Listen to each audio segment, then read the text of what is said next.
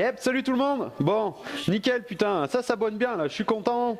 Merci bien à vous tous, hein, ça fait vraiment plaisir. Ça fait plaisir aussi ceux qui commentent et compagnie. Donc voilà, allez, j'explique vite fait comment ça va se passer. On va changer les joints speed fourche donc sur le 85YZ parce que bon, j'en ai un qui fuit. Donc voilà, on va changer ça. Donc le tuto va prendre un petit peu de temps parce que je vais essayer d'expliquer au mieux possible. Et bon, avec moi, hein, le peu d'expérience que j'ai, hein, moi je suis pas professionnel là-dedans, je fais ça pour le plaisir. Et voilà, je vous fais partager l'image. Et puis aussi, comme d'hab, hein, si ça peut aider quelqu'un, et ben c'est le principal. Donc voilà, en fait, avant d'attaquer ça, comme je disais, je vais vous présenter en fait l'outil pour monter les joints SPI. Donc on trouve ça chez mon collègue François Thieffry de fxmotors.fr. Donc allez, je vous fais voir vite fait comment ça se présente. Donc c'est de la marque DRC, hein, outil universel. Donc c'est super simple, hein. Vous avez deux pièces métalliques donc, qui se fermeront autour du bâton de fourche, tac, et ces deux pièces métalliques accueillent différents gabarits. Donc voilà, hein, un de chaque côté qu'on place comme ça. Et donc ces gabarits là sont prévus donc pour quasi toutes les fourches de motocross. On peut y aller là pour la japonaise et tout, il n'y a pas de problème. Showa, Kayaba et même la White Powered KTM en gros diamètre, ça va de 40 à 50 mm. Donc franchement vous pouvez déjà faire pas mal de fourches avec son kit. Voilà. Bon. Et bah allez, c'est parti, hein, on va essayer de faire ça au mieux. N'hésitez pas, comme je dis, hein, à critiquer si vous avez des améliorations à apporter à ma vidéo. Moi, elles seront vraiment les bienvenues. Donc voilà, allez, petit 85, là, on va s'en occuper. Allez, c'est parti. Nous avons souhaité vous réaliser.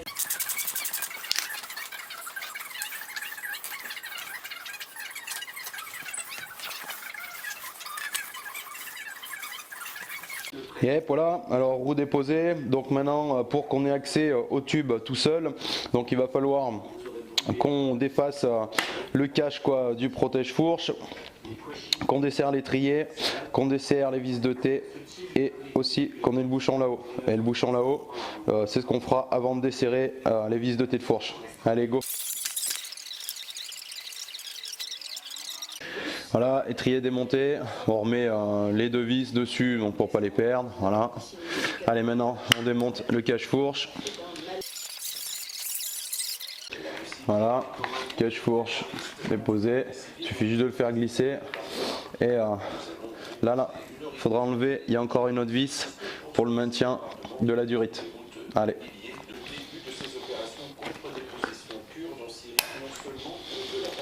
Donc aussi, avant de tomber mon fourré et d'opérer sur la fourche, ce qu'il faut faire, c'est vous repérer vos réglages que vous avez. Donc si vous connaissez votre moto, donc vous savez combien vous avez de clics en haut et en bas. Donc par exemple, là je vois pour celle-là de fourche en conventionnel, donc la détente est en haut et la compression en bas. Des fois c'est l'inverse sur les motos, mais là moi sur le 85YZ c'est comme ça que ça se passe. Donc en haut j'ai 24 clics, en bas 20. Donc si je suis en réglage standard, moi je connais, je sais que j'ai 12. Donc ce que vous faites pour pas vous perdre dans vos repérages, vous les comptez en desserrant. Donc allez, 1, 2, 3, 4, 5, 6, 7, 8, 9, 10, 11, 12. Voilà, moi j'ai 12 clics. Donc ce que je ferai, je noterai sur un bout de papier, détente, 12 clics. Après on regarde en bas en desserrant combien vous avez de clics, vous les notez. Et voilà. Et en fait, si vous voulez, il faut faire ça, c'est parce que quand vous allez dévisser votre bouchon et tout, ça peut jouer sur les réglages et défaire des clics. Donc comme ça, quand vous êtes desserré à fond et que vous travaillez sur votre fourche, vous partez sur une bonne base. Donc voilà, donc il nous reste à desserrer le T inférieur et le T supérieur, mais avant ça, on va se servir du fait que le fourreau soit encore prisonnier pour pouvoir défaire le bouchon de fourche.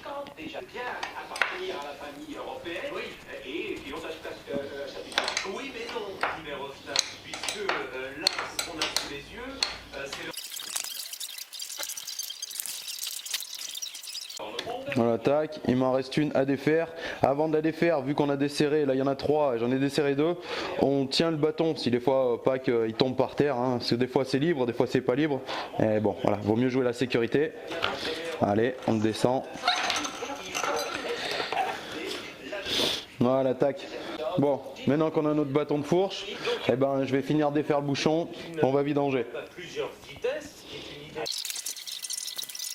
Voilà, le bouchon est dévissé. On va descendre.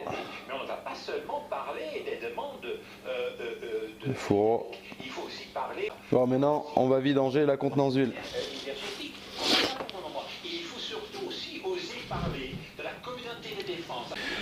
Donc voilà, hein, on voit ça coule encore. Elle est bien dégueulasse quand même. Donc je vais la laisser couler pendant un petit moment et puis zou quoi. Allez. Je mets ça pour pouvoir avoir le bâton. Hop, voilà. Que le fourreau ne descende pas, hein, que ça vienne pas reboucher. Et bah allez, on va laisser couler. Hein. Je vais faire un petit constat. Elle est vraiment dégueulasse. Franchement, elle est. Ouais, c'est dégueulasse. Yep, allez. Bon, et puis d'huile. On va procéder au nettoyage. Donc il va falloir qu'on désolidarise le bouchon de fourche de l'ensemble de la tige. Donc il va falloir descendre le ressort.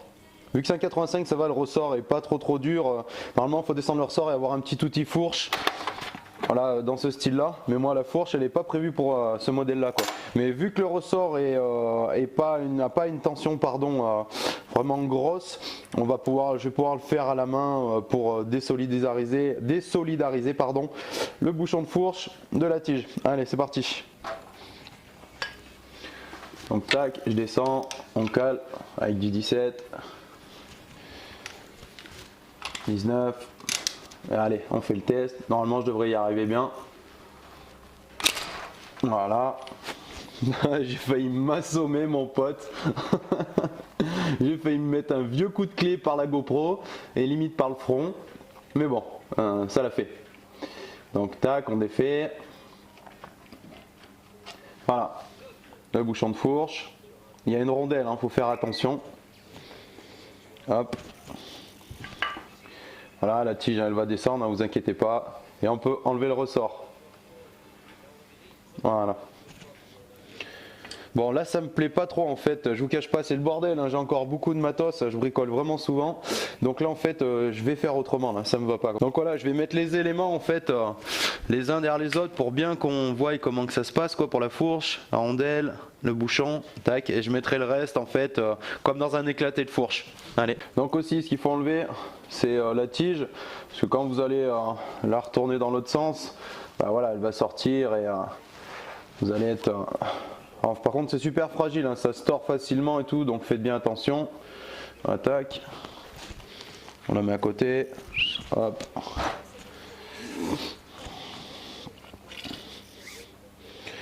Allez, on peut passer au cache-poussière.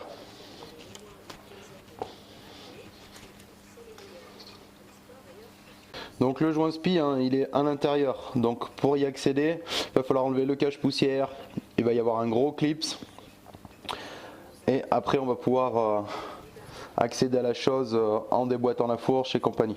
Donc vous prenez petit tournevis, en général ça vient bien, voilà, vous faites levier un peu tout le tour, voilà, gentiment. Et ça devrait venir sans relativement trop de problèmes. Voilà. Tac, voilà. Le cache-poussière. On le monte. Après, il y a le gros clips. Le gros clips, donc il fait tout le tour. Et pour l'avoir, il a, on va dire, donc pas un cercle complet. Il va avoir un petit déport pour justement pouvoir faire levier avec un petit tournevis pour pouvoir l'enlever. Donc vous faites attention à pas marquer le tube quand vous enlevez le clips. Parce que si vous marquez le tube, automatiquement après ça va avoir des répercussions quoi, sur le joint, si ça esquinte la lèvre de votre futur joint neuf. Voilà, donc c'est pas bon. De façon régulière sur chaque, hop, et voilà, il vient tout seul. Tac.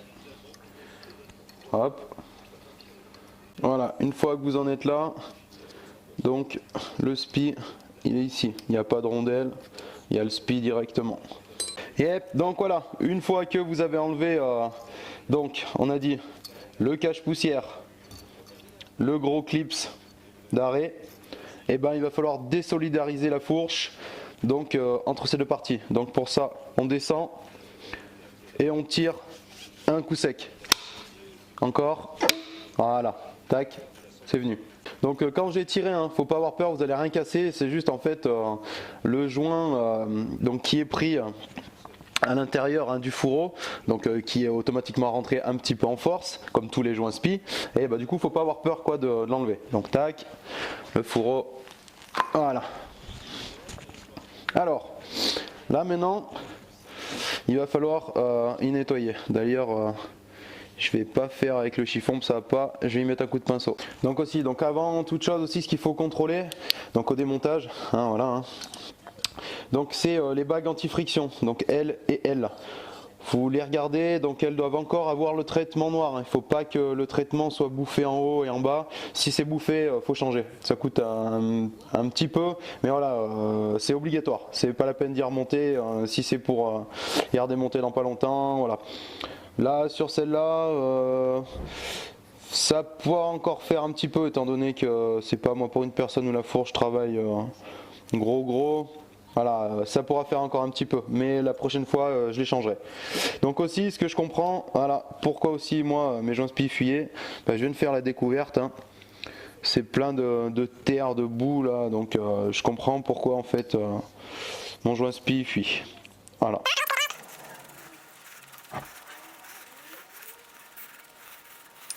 Donc on va procéder à la dépose des bagues du joint de la rondelle. Donc pour défaire la petite bague là, vous prenez un tout petit tournevis plat, tout petit, hein. Faut hop et on fait venir la bague, un peu comme un segment en fait.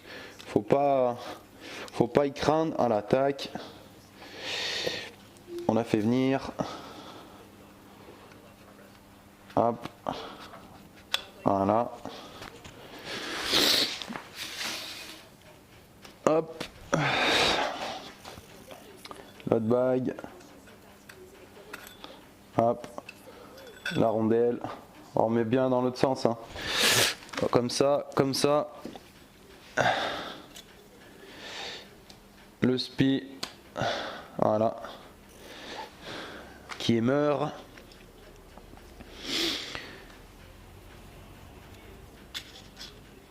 Comme ça. Voilà, tac et tac. Donc voilà les éléments, on les met comme ça pour bien que je vous fasse voir. Voilà, dans la fourche ça se passe comme ça. Moi je vais toute la démonter, du coup normalement il n'y aurait pas besoin, mais je vais toute la démonter moi pour tout nettoyer. Voilà, je fais ça bien jusqu'au bout. Donc là il y a un petit cache pour éviter que les impuretés se mettent dans le bas du bâton. Voilà, hop, et il va falloir que je prenne une grosse BTR. Et alors j'espère que je vais pas trop galérer parce que putain pardon, je suis désolé de parler comme ça, hein. Là j'ai pas d'étau, d'ailleurs c'est ce que je vais acheter là dans pas longtemps. Alors je vais peut-être avoir de la chance en forçant un peu, en le choquant, il va peut-être bien venir.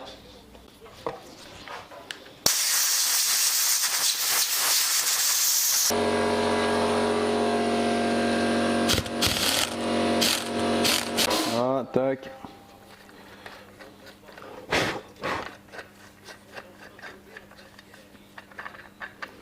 Hop, donc le bas, tac, donc avec un joint cuivré, hop,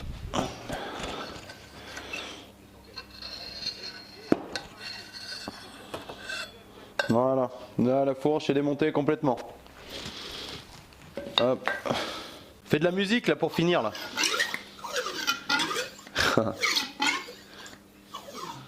Allez, petit nettoyage là, donc bague anti-friction.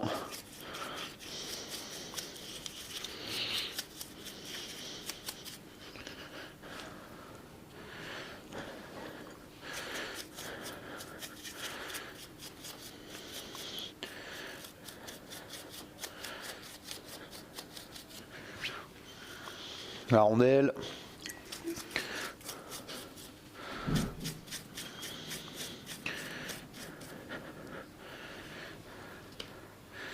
Le joint spi, lui il sert à rien parce que voilà, on va le changer.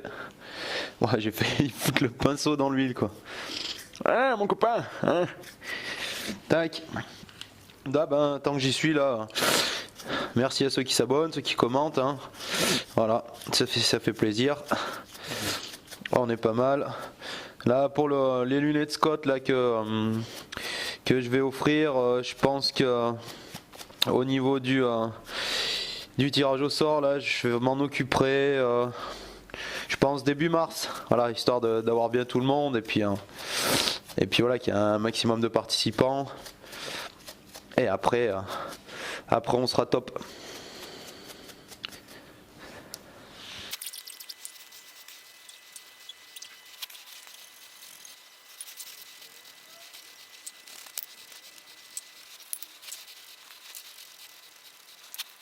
Donc voilà, on a nos pièces dégraissées, voilà, propres. Bon, on regarde donc le tube s'il n'est pas marqué, hein. On regarde bien, s'il n'est pas marqué, on est bon. Si des fois il est un petit peu marqué, on peut éventuellement avec un papier vraiment fin et de l'huile de fourche, donc passer dessus pour refaire une surface lisse et plane. Mais bon, là moi en l'occurrence ça va, il est propre. Alors on va commencer le remontage tranquillement. Allez, c'est parti. Donc hop, sens inverse comme on a fait tout à l'heure. Voilà. Tac. Il est où mon copain? Il est là. Voilà. Hop. Contrôle aussi le joint s'il n'est pas esquinté. Maintenant c'est bon. C'est dégraissé. Allez. On remet tout ça.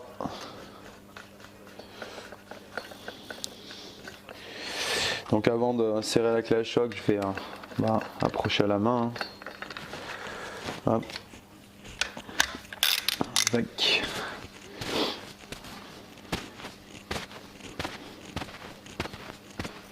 Allez, bim, je finis la clé à choc. Je fais pas trop le bourrin sur la fin, hein, même si elle est voilà, doucement quoi. Voilà, j'irai pas plus loin. Moi je trouve ça suffit. Bam. On contrôle que voilà.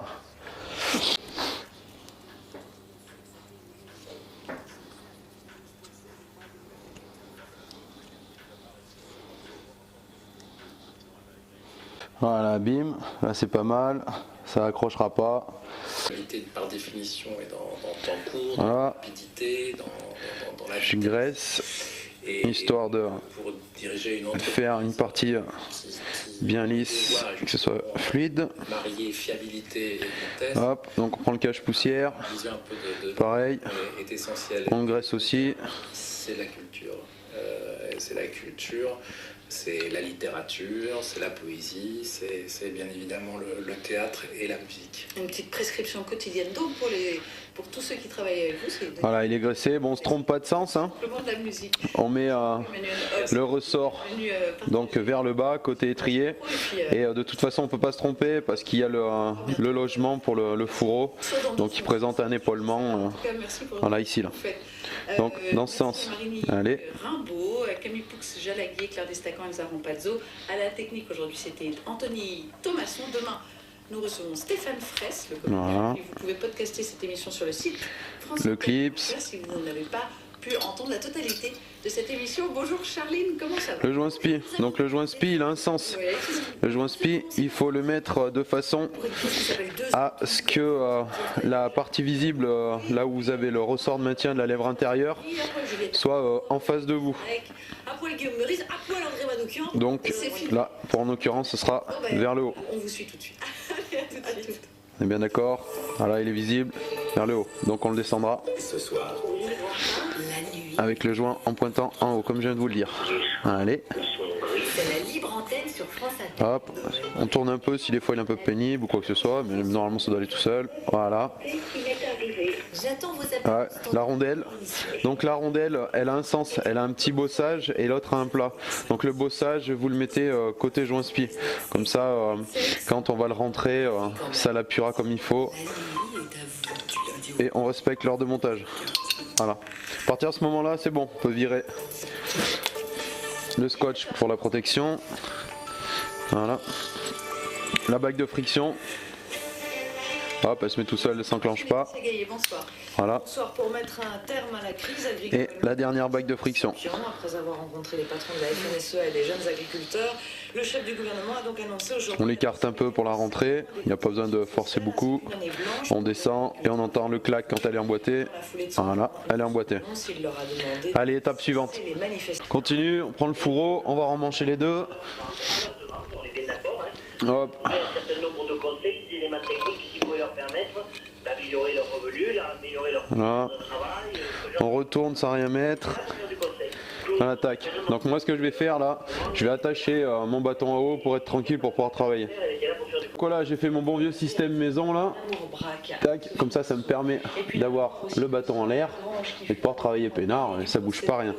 Allez, c'est parti. Bon, la petite bague de friction là, il va falloir la loger et la rentrer dans le fourreau. Et il va falloir la rentrer à fond pour après pouvoir mettre le spi. Si on fait pas ça, on pourra pas la rentrer. Donc allez, c'est parti. Il va falloir donc la loger et il va falloir que je tapote avec la rondelle tout autour pour la rentrer au chasse tranquillement pour la mettre comme il faut et pas m'ennuyer pour que la pose de mon joint spi après soit relativement simple. Donc je vais caler parce que vu que je vais choquer il va y avoir donc des vibrations et le clips il risque bien de tomber tous les 4 matins, donc là peut-être qu'il va être gentil, on verra. Allez, donc je prends un petit chasse, tac. Donc on fait attention de ne pas rayer le tube, on va y aller tranquille, en plus là je peux faire tourner tout donc ça va être bien, je vais pouvoir essayer de faire ça en progressif. Et on tapote tout doucement en faisant le tour, voilà, sans aller taper sur le tube, tranquillement quoi. Voilà, là on est bon, hop, la bague est rentrée bien comme il faut, elle est à fleur, on va pouvoir accueillir maintenant le joint spi en question. Donc on remet la rondelle, tac, on descend le joint spi, hop, voilà, je vais encore le regresser un petit peu. Allez, on le présente déjà à la main. Voilà, on peut en faire pas mal. Voilà, donc maintenant je vais vous faire voir un truc pour rentrer les joints spi. Donc pour la moto, on va se servir de cela. Ce sera les plus petits, étant donné que moi à la base, les diamètres de tube c'est les 36 mm. Et donc on va prendre les gabarits 40-41. Donc voilà, tac. On ferme. Ah. Donc déjà je vais appuyer avant de choquer quoi. Hop.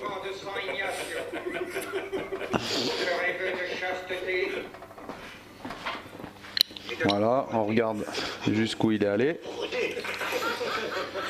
C'est tellement lui, j'étais pas tant, c'est la feuille des grandes. Eh ben nickel, voilà il est mis, allez on enchaîne. Allez on enchaîne, joint spi monté, hop, on va remettre le gros clips. T'es blanc ou vous vous déplacez pas? Tac. Mais alors quand vous militez pour un vrai statut de l'auteur, je défends vraiment ma idée de droite. Mais je comprends très bien. Voilà, faut le faire descendre, on va prendre un petit tournevis toujours pour pas rayer le tube. Un peu là. Hop, on l'entend se mettre, on descend. Voilà, ce qu'il faut faire, faut bien vérifier que si votre pied est descendu comme il faut, c'est bon. Il est bien rentré dans sa gorge. Là, moi, c'est bon. On revérifie. Là, oui. Là, oui. Ouais, c'est bon, c'est mis. Bon, ce qu'il faut faire aussi, vu qu'on monte tout en neuf, hop, on va remettre la graisse pour le cache-poussière. Ça limitera les premières entrées d'impureté, l'eau. Pas hésiter à un peu tartiner. Tac. Bon, si vous n'avez pas, vous pouvez prendre du beurre aussi. Non, je déconne. Ah, pas l'oméga 3, faut le garder pour les tartines. Allez, maintenant le cache-poussière. On le descend, il se met à la main, faut forcer un petit peu, mais à la main ça rentre le cache-poussière. Voilà. Je comprends. Tout ce succès. Petit coup de chiffon pour enlever l'excédent de graisse, d'huile.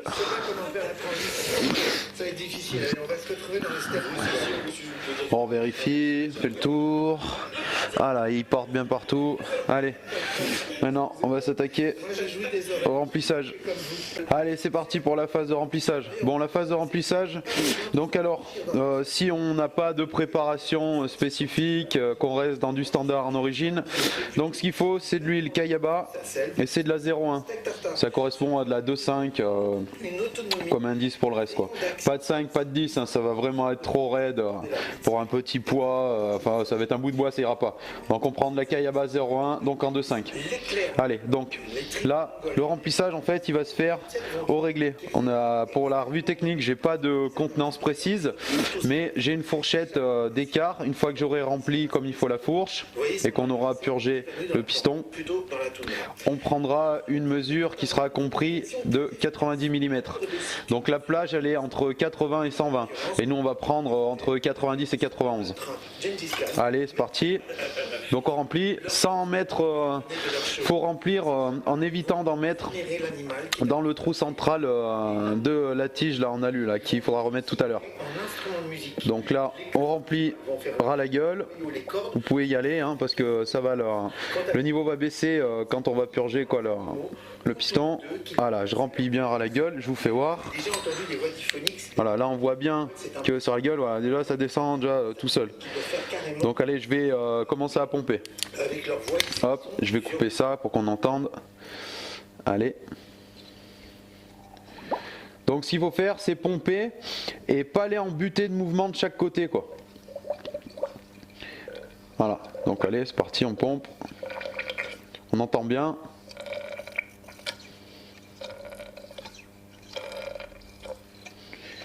Et on va sentir au fur et à mesure que ça va être de plus en plus raide quand vous allez tirer la pompe par rapport au début. Donc ça va vous indiquer que c'est bien en train de se purger comme il faut.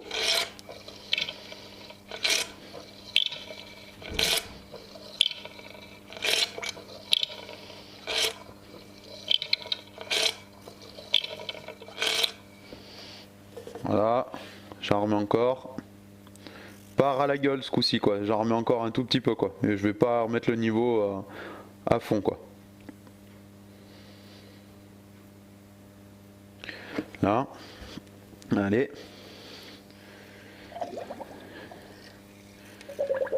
Voilà, là on est pas mal hein. Ah, ça force. Ah, on est bien là, là c'est bien purgé. Quand ça descend, ça doit mettre. Voilà, c'est pas mal, c'est bien là. Ah, quand ça descend, la tige elle doit. Voilà, prendre son temps.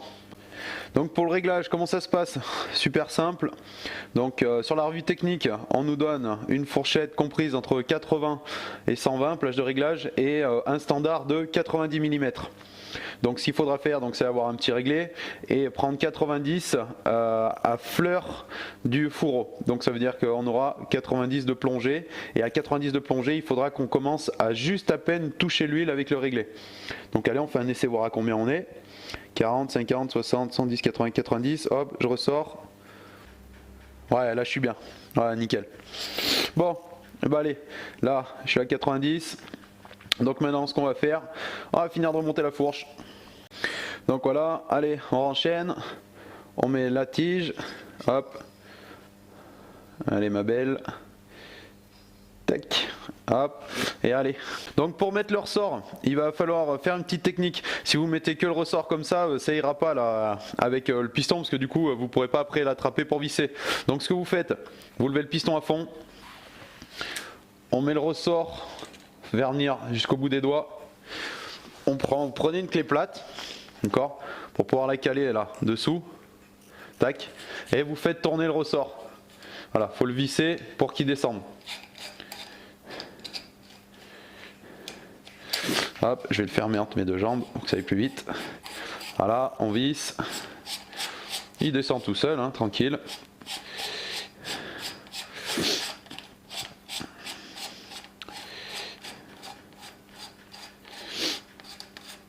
Voilà, on voit bien la tige elle monte. Hop, tiens, petite impureté.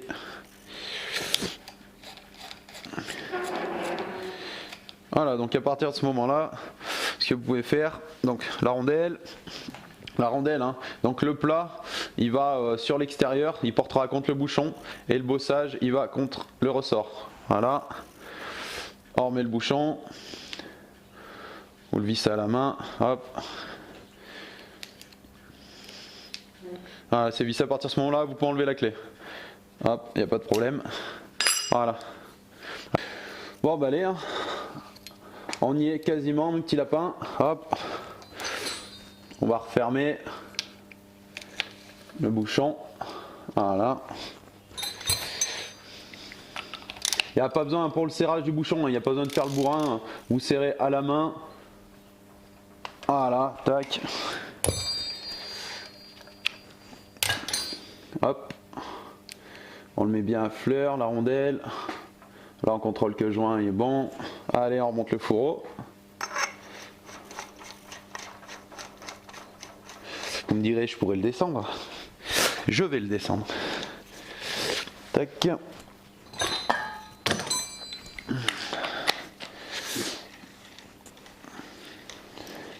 Voilà, on le serre, on l'approche comme ça.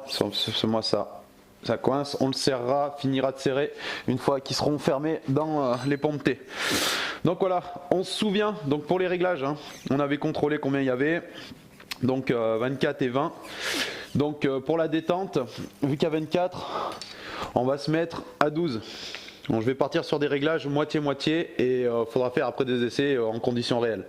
Donc allez, on part. 1, 2, 3, 4, 5, 6, 7, 8, 9, 10, 11, 12 crans.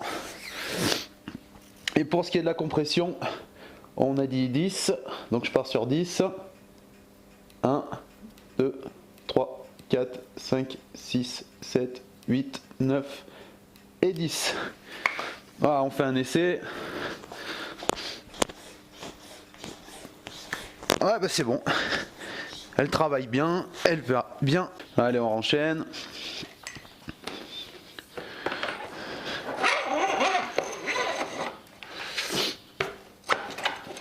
Voilà. On le met à fleur déjà pour le réglage et on met les vis. Déjà, on fait un réglage approximatif pour les mettre les purges accessibles, qu'on puisse les dévisser, que vous les mettez pas en face de votre guidon pour que ça vous ennuie. Donc voilà, là c'est sur l'extérieur, on remet sur l'extérieur. On serre juste un vis comme ça pour pouvoir maintenir le tube.